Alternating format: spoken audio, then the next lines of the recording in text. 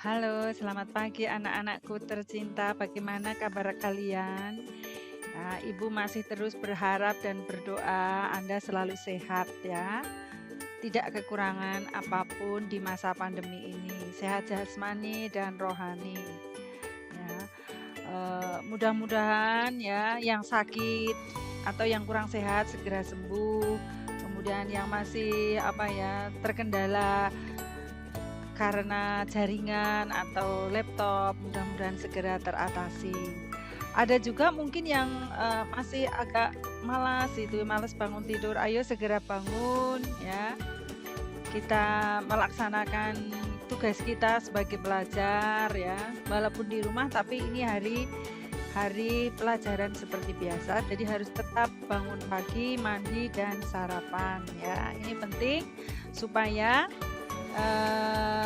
imun kita selalu kuat ya, kita bisa menangkal berbagai macam virus yang menyerang tubuh kita. Kita istirahat cukup, makan makanan yang bergizi, selalu hidup bersih ya. Keluar rumah apabila sangat dibutuhkan saja. Kalau sekiranya hanya bermain ya, kita tahan dulu, sebaiknya kita di rumah. Jadi kalian tetap hidup dengan melakukan protokol kesehatan yang benar ya. Hari ini masih ingat ya, masih bersama dengan Bu Vero ya. Hari ini kita akan meneruskan bab 2. Kita akan mengeksplorasi peristiwa alam dan sosial di sekitar kita melalui teks eksplanasi ya. Untuk pertemuan minggu yang lalu, kita sudah membahas pengertian dan ciri-ciri teks eksplanasi. Kemudian dapat mengidentifikasi informasi dalam teks eksplanasi ya. Untuk pertemuan hari ini, kita akan mempelajari analisis struktur dan kebahasaan teks eksplanasi ya. Sebelum kita melanjutkan materi selanjutnya, sebenarnya materi kita bermanfaat tidak untuk kehidupan kita. Kalau tidak bermanfaat, sebaiknya ya tidak perlu dipelajari. Tapi ternyata materi ini, teks eksplanasi sangat bermanfaat untuk kehidupan kita. Manfaatnya apa saja? Ya, yaitu dengan membuat ataupun membaca teks eksplanasi, pengetahuan kita bertambah ya. Pengetahuan kita bertambah karena di situ ya, dalam teks eksplanasi berisi informasi ya, pengetahuan yang disampaikan dengan proses kejadian, dengan menjawab pertanyaan mengapa dan bagaimana, dan diakhiri nanti dengan ulasan dari penulis ya. Kemudian menjadi sarana promosi kalau kita membuat teks eksplanasi, kemudian kita posting di media sosial. Kemudian ada yang menyukai postingan kita ya, ini menjadi sarana promosi untuk mendapatkan uang. Melatih kemampuan berpikir logis ya, pengetahuan yang berpikir logis itu artinya sebab akibat ya. Kemudian sistematis dan dapat meningkatkan kemampuan menulis kita ya. Kemudian kompetensi dasar yang akan kita capai pada pembelajaran saat ini yaitu menganalisis struktur dan kebahasaan teks eksplanasi ya, KD 3.4 ya. Indikator apa yang akan menjadi tolak ukur keberhasilan materi kali ini, yaitu mengidentifikasi struktur teks eksplanasi, mengidentifikasi aspek kebahasaan, kemudian menguraikan struktur dan aspek kebahasaan teks eksplanasi, dan yang terakhir dapat menyimpulkan struktur dan aspek kebahasaan teks eksplanasi ya. Tujuan pembelajaran ya, mengidentifikasi struktur teks eksplanasi ya. Nah, setelah proses pembelajaran selesai, diharapkan Anda dapat mengidentifikasi struktur teks eksplanasi, mengidentifikasi aspek kebahasaan, kemudian menyimpulkan struktur dan aspek kebahasaan teks eksplanasi. Ya, untuk mengingat kembali semacam apa atau bagaimana teks eksplanasi, seperti apa teks eksplanasi, kira-kira struktur dan aspek kebahasaannya seperti apa. Coba kita buka dulu video berikut ini dalam bentuk visual ya, sebelum kita nanti mengonstruksi dalam bentuk teks. Kita menganalisis dalam bentuk teks. Anda perhatikan, Anda simak video berikut ini. Ya. Siapkan alat tulis ya, informasi apa yang ada dalam video berikut ini. Corona. Kita semua ngeri sama virusnya. Tapi sebenarnya ada ancaman yang gak kelihatan yang berpeluang bikin kita semakin menderita. Apa itu? Buat mulainya aja, satu dunia ternyata udah ngalamin resesi, alias kerugian ekonomi yang bisa jadi krisis parah.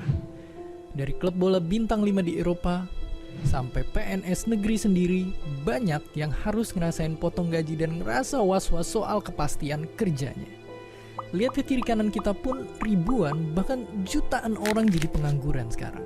Nggak cuma buruh pabrik, tapi sampai insinyur, manajer, bahkan para CEO pun semua kehilangan pekerjaan.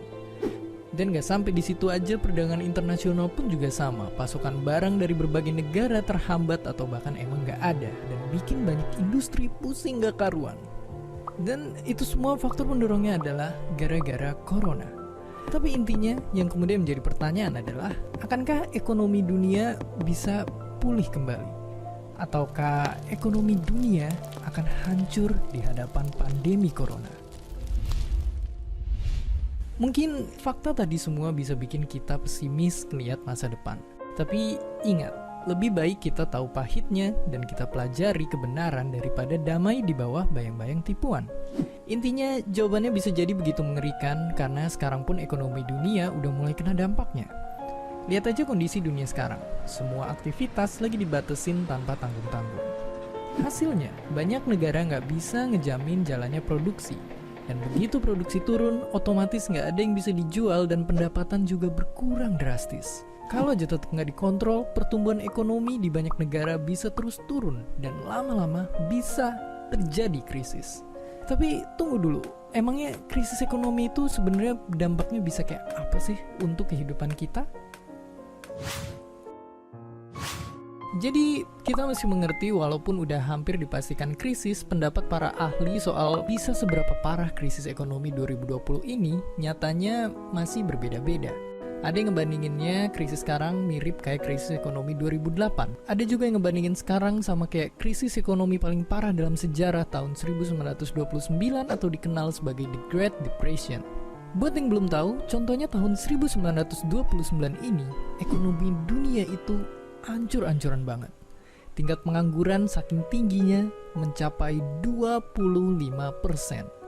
Itu artinya, ibarat kita ngunjungin tetangga sekitar, tiap ngelewatin 3 rumah, kita akan sampai ke keluarga pengangguran tanpa penghasilan, yang mungkin besoknya nggak tahu mau makan apa. Contoh krisis ekonomi lain misalnya terjadi puluhan tahun setelah itu. Asia dilanda krisis buruk di tahun 1997. Penyebabnya, dolar Amerika lagi sangat menguat dibandingin mata uang di Asia. Bayangin aja dolar waktu itu melonjak sampai 8 kali lipat. Biar kebayang kalau sekarang itu tuh diibaratin kalau mau beli HP yang udah semahal 20 juta ini, harganya bakal ngelonjak lagi jadi 160 juta. Gila banget. Dan gara-gara krisis ini juga di Indonesia, satu negara jadi bergejolak dan jadi salah satu bensin yang nyebabin sejarah suram di masa itu. Contoh lain, krisis ekonomi pun pernah muncul waktu pertumbuhan ekonomi lagi jaya-jayanya, tahun 2008. Penyebabnya dari orang-orang di Amerika yang pada dalam tanda kutip lapar mata pas ngelihat ada pinjaman uang murah dari bank. Gara-gara itu banyak orang jadi nyoba beli rumah, dan ujung-ujungnya pada nggak bisa ngelunasin. Para bank yang minjemin duitnya akhirnya jadi kehilangan uang. Dan total kerugian Amerika saat itu sampai segini. Ya, Bayangin aja, padahal kalau duit segitu nggak hilang, itu nilai bisa dipakai buat bikin 620 startup unicorn yang mungkin kalau ada, itu semua sekarang udah punya mobil terbang. Tapi ya, layaknya sejarah yang terus mengulang dirinya, resesi alias turunnya pertumbuhan ekonomi kini sudah ada di depan mata lagi. Tapi kita semua masih bisa berharap biar penurunan ini nggak terjadi selama bertahun-tahun dan nggak cuma jadi resesi tapi jadi depresi ekonomi. Dan saat ini situasinya sangat berbeda karena kita juga ada krisis corona yang membedakan dari tahun yang lalu-lalu. Ekonomi kita akan begitu bergantung kepada kondisi kesehatan publik dan langkah-langkah apa aja yang bakalan diambil sama pemerintah. Jadi di dalam keadaan kayak sekarang, orang-orang yang ekonominya paling terdampak sangat membutuhkan kita. Dan ngeliat ini semua sebenarnya masih banyak hal yang bisa kita lakuin untuk bantu mereka. Berbagilah informasi yang nyata dan bermanfaat. Berilah lebih untuk ojek, tukang sayur, dan warung-warung kecil di sekitar kita. Sediakan perhatian, bahkan kebutuhan untuk tenaga medis di garda terdepan. Selain itu tentunya, bantulah juga diri kita sendiri. Dunia pasti akan berubah dan kita juga harus bisa beradaptasi. Kita mesti bisa manfaatin waktu yang ada untuk memperkaya wawasan dan keahlian-keahlian baru. Dan seperti biasa, terima kasih. Nah, demikian tadi. Demikian tadi. Ya, kita sudah menyimak video tentang dampak pandemi ya terhadap kondisi perekonomian secara global pada umumnya dan Indonesia pada khususnya ya. Jadi ini ada berbagai fenomena kejadian pandemi, kemudian ada permasalahan ya. Kemudian kejadian tersebut disampaikan dengan urutan sebab akibat, kemudian ada ulasan. Video seperti tadi yang kita simak tadi. Akan tetapi ya, kalau kita melihat penggunaan bahasa lisan memang masih kurang baku ya, sehingga untuk beberapa orang mungkin menyulitkan untuk memahami ya. Akan tetapi video ini Ibu anggap dari segi isi ya sudah mewakili teks eksplanasi ya. Maaf, ini terputar lagi. Kemudian struktur teks eksplanasi itu seperti apa ya? Ada 3 yang menjadi struktur teks eksplanasi. Yang pertama adalah identifikasi fenomena. Fenomena itu apa? Fenomena adalah kejadian luar biasa yang terjadi saat ini atau akhir-akhir ini secara global. Jadi terjadi secara berulang-ulang dan terus-menerus dan dirasakan oleh semua orang, disebut dengan fenomena ya. Di sini berisi latar belakang kejadian ya. Kemudian yang kedua adalah proses kejadian.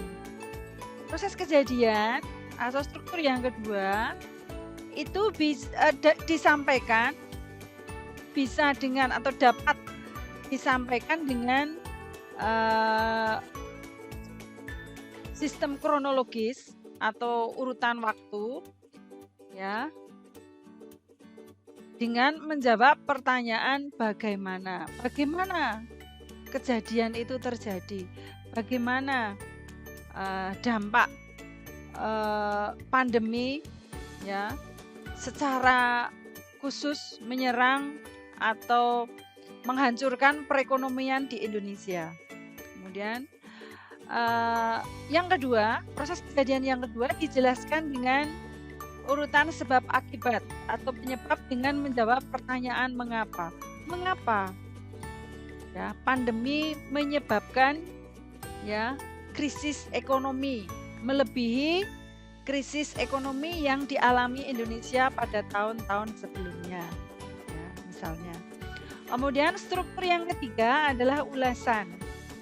Ulasan berisi komentar atau konsekuensi ya, mengomentari konsekuensi ya terhadap kejadian yang ada di paragraf sebelumnya. Nah, di sini berisi komentar atau ulasan, berisi pendapat ya, pendapat ya. Nah, yang pertama, struktur yang pertama adalah identifikasi fenomena ya. Mengidentifikasi sesuatu yang akan diterangkan. Hal ini dapat terkait dengan fenomena alam ya, sosial, budaya, dan fenomena-fenomena lain. Dalam identifikasi fenomena banyak dituliskan fakta berupa angka, grafik, hasil survei, hasil penelitian, peristiwa, dan semua peristiwa yang telah terjadi dalam satu topik.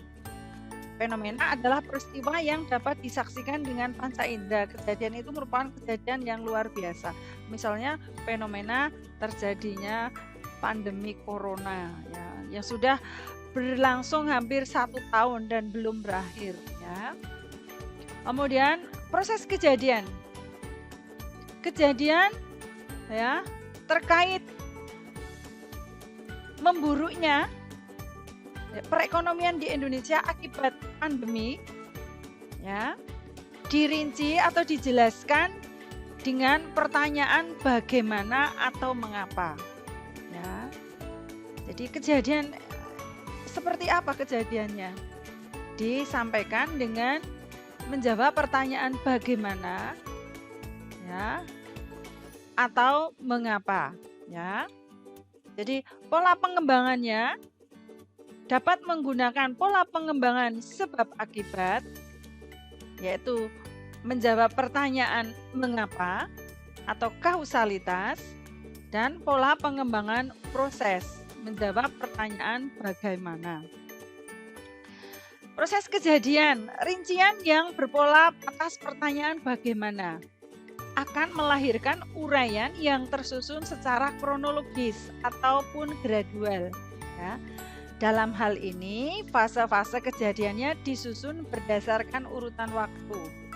Ya.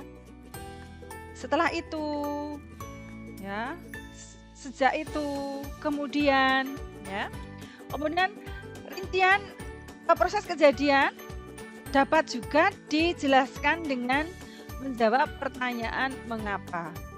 Maka akan melahirkan uraian yang tersusun secara kausalitas. Bukan ya, kausalitas ya. Dalam hal ini fase-fase kejadiannya disusun berdasarkan hubungan sebab akibat. Ini terbalik, ini tulisannya salah ya. Nanti Ibu edit. Hubungan sebab akibat, kausalitas ya, kausalitas. Kemudian ulasan, berisi komentar atau penilaian tentang konsekuensi atas kejadian yang dipaparkan sebelumnya. Komentar nanti berupa opini dari penulis ya, opini dari penulis terhadap kejadian yang dipaparkan pada paragraf selanjutnya. Lantas ya, aspek kebahasaan teks eksplanasi terdiri dari apa saja? Konjungsi atau kata penghubung kausalitas ya, jika, bila, kalau, karena ya. Jadi dengan demikian, sehingga, maka, oleh sebab itu, oleh karena itu, untuk itu ya, agar. Kemudian ciri yang kedua, kata penghubung urutan waktu atau kronologis, seperti kemudian, lalu, setelah itu, pada akhirnya ya. Ya, peristilahan atau kata teknis sesuai dengan fenomena yang dijelaskan. Misalnya ini adalah kemiskinan, ada angka kematian, ada pendapatan bruto misalnya, ada mortalitas, kemudian istilah-istilah ya, resesi dan sebagainya. Kemudian menggunakan kata ganti merujuk pada fenomena yang dijelaskan berupa kata benda, bukan kata ganti orang. Jadi bukan mereka, bukan dia, tapi kata ganti yang menunjuk pada fenomena yang dijelaskan. Misalnya ini fenomena tentang kemiskinan, maka kata ganti yang digunakan adalah kemiskinan. Kemiskinan itu sangat menghantui Indonesia. Ini misalnya batik. Busana daerah, banjir, pandemi. Ya. Kemudian banyak menggunakan kata kerja pasif yang bermakna menjelaskan sesuatu telah terjadi, ditandai dengan penggunaan kata kerja berimbuhan di dan ter. Terlihat, terbagi, terwujud, terakhir, ditimbun, ya. Kemiskinan sudah terlihat sejak pandemi corona, ya, menginfeksi orang pertama di Indonesia misalnya. Corona terbagi atas, ya, terwujud, terakhir, ya, ditimbun. Pandemi, ya, telah menyebabkan banyak bahan pokok hilang. Bahan pokok ini ditimbun oleh para pedagang supaya pedagang mendapatkan keuntungan yang sebanyak-banyaknya. Kemudian contoh analisis, ya, contoh analisis teks eksplanasi dilihat dari struktur dan aspek kebahasaannya. Teks ini dapat Anda lihat di postingan Ibu di Google Classroom kita, ya. Anda baca, kemudian ayo mari bersama-sama kita analisis, ya, berdasarkan struktur dan aspek kebahasaannya. Bagaimana analisisnya? Seperti ini. Ini adalah teks ini berjudul Seni Batik Tulis Solo. Ya, kita ketahui bahwa di Indonesia, ya, banyak sekali, ya, jenis-jenis batik. Hampir di setiap daerah ada jenis batik. Yang kita kemukakan di sini adalah seni batik tulis Solo. Batik adalah salah satu karya seni budaya tradisional khas yang berasal dari Indonesia. Batik adalah kerajinan yang memiliki nilai seni tinggi dan telah menjadi bagian dari budaya Indonesia, khususnya Jawa. Ya. Sejak dahulu, maaf, ya, ini khususnya Jawa sejak dahulu kala. Batik Indonesia oleh UNESCO telah ditetapkan sebagai warisan kemanusiaan untuk budaya lisan dan non-bendawi. Ini penulisan kata non itu dirangkai betul, ya. Sejak 2 Oktober 2009. Ya. Ada banyak daerah di Indonesia yang mampu menghasilkan karya batik. Salah satu yang paling populer adalah batik tulis dari Solo dengan motifnya yang khas berwarna soga. Batik bisa diidentikan dengan suatu motif tersendiri. Ragam corak dan warna batik dipengaruhi oleh berbagai pengaruh asing. Awalnya batik memiliki ragam corak dan warna yang terbatas, dan beberapa corak hanya boleh digunakan atau dipakai oleh kalangan tertentu. Kemudian para budayawan banyak yang menyebut bahwa batik adalah karya seni berupa kain bermotif khas yang dibuat dengan cara mencanting menggunakan malam pada kain, lalu diolah dengan proses tertentu sehingga menghasilkan suatu corak khas. Saat ini batik ada banyak macamnya, ya. Tapi batik yang dianggap memiliki seni budaya dan masih tradisional adalah batik tulis. Batik tulis khas Solo memiliki kekhasan tersendiri yang berbeda dari batik tulis daerah lain. Seni batik tulis khas dari Solo dapat dilihat dari warna dan coraknya. Warna batik khas Solo didominasi warna gelap atau warna soga dengan pola motif yang biasanya mengambil dari alam seperti tumbuh-tumbuhan dan hewan. Pembuatan batik tulis diawali dengan cara menggambar pola pada kain mori putih, lalu kain mori ditutupi malam yang dipanaskan sesuai pola yang sudah digambar. Proses peletaan malam dilakukan dengan menggunakan canting. Kemudian malam dicelup dengan pewarna khas dan dilorot. Jika ingin diberikan warna lain, kain mori tadi bisa diberi malam lagi dan dilorot lagi sampai didapatkan warna dan pola yang sesuai. Batik tulis khas Solo dibuat dengan teknik khusus. Pola-pola yang dibuat juga khas. Pola khas Solo yang berwarna soga ini memiliki kesan yang anggun. Batik tulis Solo ini dapat dijadikan sebagai salah satu kebanggaan negara Indonesia karena batik memiliki ragam corak dan warna yang dapat menarik para turis untuk memilikinya. Karena proses pembuatannya yang panjang dan polanya yang cantik, batik tulis Solo banyak disukai meskipun harganya mahal. Batik juga dapat menjadi salah satu sumber mata pencaharian yang dapat meningkatkan ekonomi di Indonesia. Diambil dari http portal ilmu.com, contoh teks eksplanasi dengan perubahan. Diakses 18 Mei 2018 pukul 9.11 ya. Contoh soal. Analisislah struktur dan aspek kebahasaan teks eksplanasi berjudul Seni Batik Tulis Solo.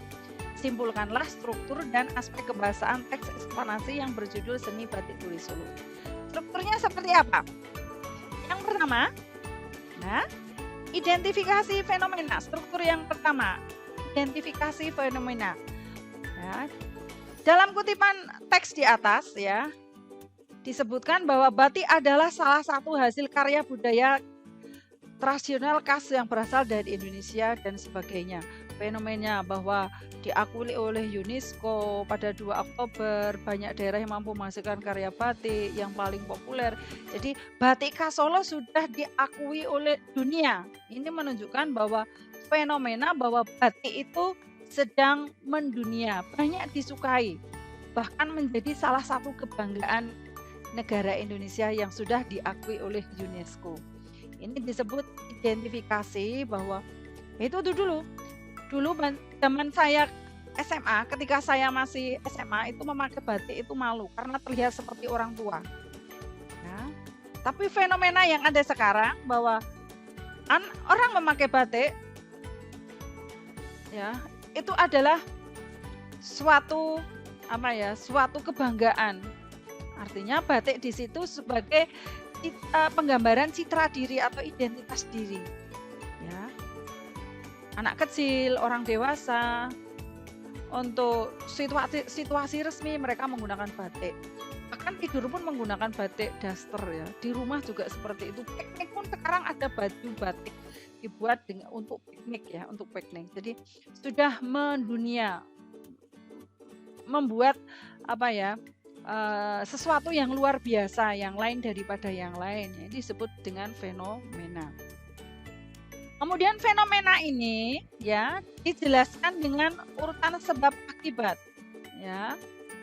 Bagaimana batik Solo ini kok menjadi sebuah fenomena, artinya menjadi sesuatu yang sangat luar biasa sehingga UNESCO pun akhirnya mengakui karena cara pembuatan ya atau proses kejadiannya ya itu seperti ini, disampaikan dengan urutan sebab akibat. Ragam corak dan warna batik Solo dipengaruhi oleh berbagai pengaruh asing ya, karena menjadi motif seperti itu atau memiliki motif seperti itu karena dipengaruhi oleh berbagai pengaruh asing. Awalnya batik memiliki ragam corak dan warna terbatas, dan beberapa corak hanya boleh digunakan oleh kalangan tertentu. Biasanya kalangan kerajaan ya, raja-raja itu. Kalau rakyat biasa corak batiknya sangat terbatas. Proses peletakan malam dilakukan dengan menggunakan canting, kemudian malam dicelup dengan warna khas dan dilorot. Ini ya. Mengapa ragam batik menjadi sangat khas? Karena dipengaruhi atau coraknya dipengaruhi oleh berbagai pengaruh asing. Kemudian pembuatannya juga jelimet ya, artinya tidak menggunakan cetakan, masih menggunakan tangan. Jadi sangat tradisional. Jadi memakan waktu yang sangat lama. Kemudian struktur yang ketiga yaitu ulasan. Batik tulis Solo dibuat dengan teknik khusus. Pola-pola yang dibuat juga khas. Pola khas Solo yang berwarna soga ini memiliki kesan yang anggun. Nah ini, ada kata kesan. Ya, ini adalah opini atau ulasan. Jadi karena bentuknya, karena coraknya, karena proses pembuatannya, sehingga memiliki kesan yang anggun. Ya, jadi ulasan. Ya, sehingga karena kesannya yang anggun ini menjadi salah satu mata pencaharian rakyat Indonesia untuk meningkatkan ekonomi. Ya. Ini strukturnya, struktur teks eksplanasi batik tulis Solo. Kemudian aspek kebahasaannya seperti apa? Ya, ada konjungsi kausalitas sehingga menghasilkan corak yang khas karena batik memiliki ragam corak, karena proses pembuatan yang panjang dan polanya yang cantik. Konjungsi kronologis atau urutan kejadian. Kemudian para budayawan banyak menyebut bahwa batik adalah karya seni berupa seperti tumbuh-tumbuhan dan hewan. Ini tidak ya, yang seperti ini tidak ya. Kita hapus saja. Kemudian ya, kemudian ya, maaf, kemarin Ibu sudah mencari selain ini, ternyata belum tercopy aspek kebahasaan yang lain, yaitu ada istilah-istilah tertentu ya, istilah khas, istilah kita insert ya, 3 istilah teknis ya, istilah teknis terkait dengan batik tulis, misalnya ada canting ya, ada soga, ada corak, malam ya. Ini istilah yang terkait dengan batik ya, istilah khusus. Kemudian aspek kebahasaan yang lain apa? Misalnya kata ganti penunjuk ya, berupa kata benda, bukan kata ganti orang, kata benda yang menunjuk pada fenomena yang dijelaskan, misalnya apa? Batik ya, kata batik ya. Kemudian yang kelima, kata kerja yang menunjukkan bahwa kejadian itu sudah terjadi ya. Apa saja ada tidak di sini? Misalnya dipengaruhi ya, dipengaruhi, sudah dipengaruhi, sudah terjadi. Ini pasif, kata kerja pasif ya, banyak menggunakan kata kerja pasif ya. Demikian penjelasan dari Ibu terkait dengan analisis struktur dan aspek kebahasaan teks eksplanasi ya. Jadi dapat disimpulkan bahwa di dalam teks seni batik tulis Solo memiliki struktur ya, tadi apa? Identifikasi fenomena, urutan kejadian, dan apa? Proses kejadian atau urutan kejadian. Yang terakhir adalah ulasan. Aspek kebahasaannya tadi ada beberapa ya, Anda simpulkan sendiri ya. Demikian penjelasan dari Ibu. Coba Anda buka nanti di rumah, Anda pelajari buku paket terkait dengan teks eksplanasi, buku paket dari perpustakaan ya. Anda buka halaman 47 ya, 47 sampai dengan ya 72 ya. Anda harus membaca materi ini untuk memperjelas dari buku paket yang sudah dibagikan, buku paket yang berjudul Bahasa Indonesia K13 ya, untuk kelas 11 ya. Demikian penjelasan dari Ibu, mudah-mudahan bermanfaat. Ada kekurangan Ibu minta maaf ya, Kita harus tetap bersemangat, jangan lupa presensi ya. Kemudian salam cinta Ibu untuk kalian dan untuk keluarga di rumah. Tetap hidup ya dengan protokol kesehatan supaya kita terhindar dari berbagai macam virus, sakit penyakit. Berdoa dan berharap kepada Tuhan Yang Maha Esa. Demikian, terima kasih. Selamat siang.